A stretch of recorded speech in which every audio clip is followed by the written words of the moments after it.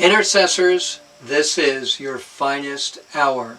Hello, this is Brother Les speaking to you from the upper room, a treehouse where I come to study God's Word and pray on the evening of Veterans Day, and a very important day to honor those who've sacrificed greatly, some giving the greatest sacrifice, laying down their lives to protect us and our way of life and our freedoms.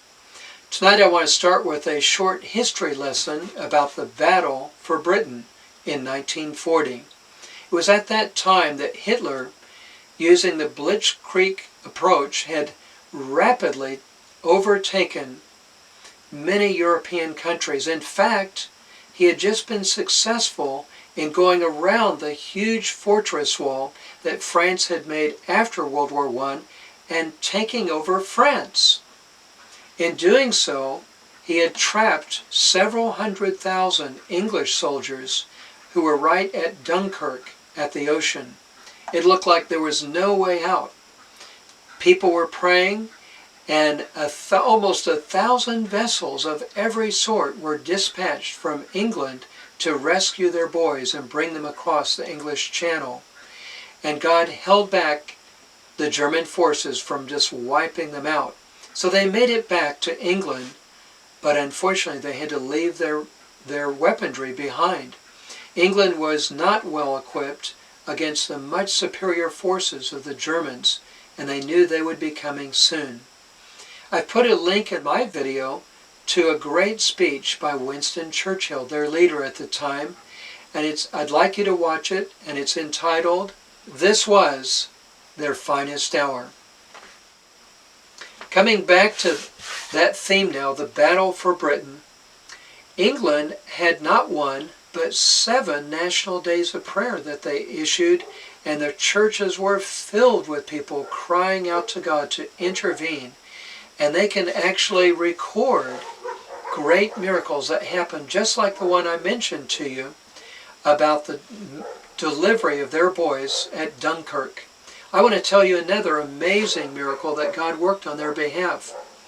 Well, the Nazi forces did come in a massive way, and they sent in many bombers, many fighter planes to try to bomb England into submission. And these forces were overwhelming. They were much stronger than the Air Force that the British had. But God intervened and recorded, I believe in the book by Cindy Jacobs called "Possessing the Gates of the Enemy."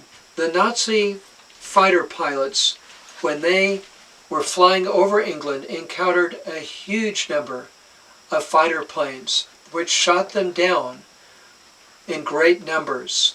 It turned out the English forces were much smaller.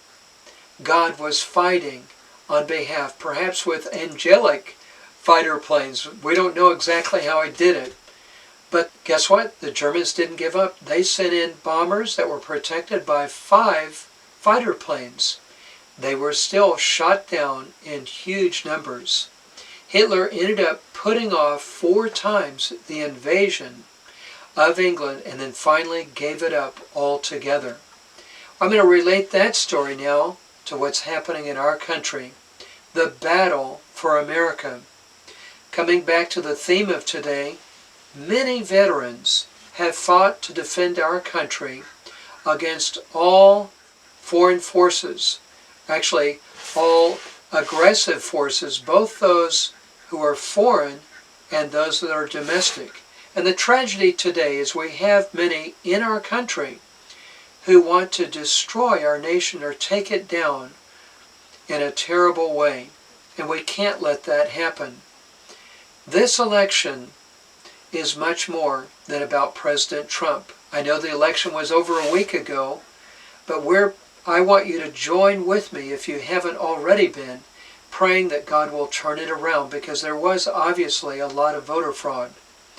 And we cannot lose this battle. Just like England could not lose the battle to the Nazis, we cannot lose this battle and allow our country to be taken over by those who hate our country and want to cut us free from our commitment to God and His ways.